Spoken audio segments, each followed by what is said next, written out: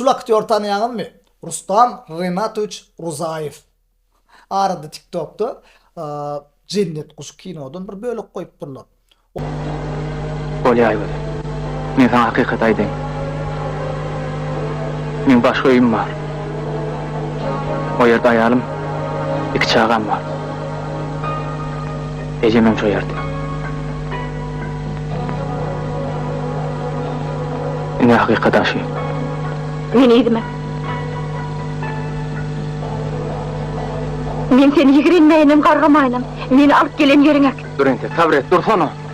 Oň bilen ýaşaýabilen bolsam men seni beýleme Sen ayalım goýmam. çağılığıma. Ovada iki sana kıyıp şehre geliyor. Bir oğlan bilen tanışıp oluyor. Bu aktör Türkmen aktör da Sabat Sayov'un şeyledi Özbekistan Respublikasının hemen Rusya Federasyasının aktörü. Filmde bizim ustad aktörlerimiz Türkmenistan halk artistleri Çağrı Berdiyev, Urargul Abbasova ve yeni bir neçe qow aktörlerimiz keşip öğrettiler.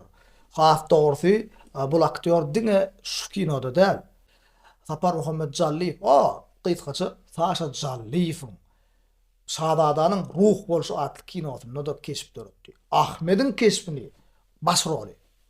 Men size görmek maslahat berýän, которому жизнь была невыносима, умер и родился новый.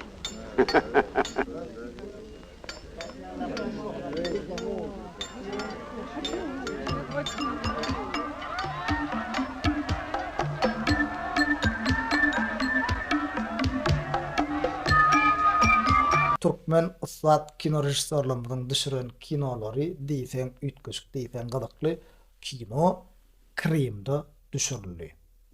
Egerde men aýdyp berýän şu ajaýyp maglumatlar sizin göwnüňizde ýaraýan bolsa, onu geljekde ýene-de kommentariýalaryňyza tereder. Haýsy aktyor barada, haýsy aktyor sizi gyzyklandyrýan bolsa, şonu belläp geçin.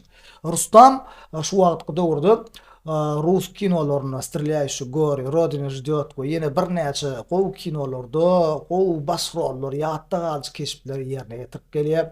Oňam kinolaryny tomaşa edin. Has köpräk maglumat gerek bolsa Google'dan ýa-da Alice Dogandan sorap bilersiňiz. Sag bolun.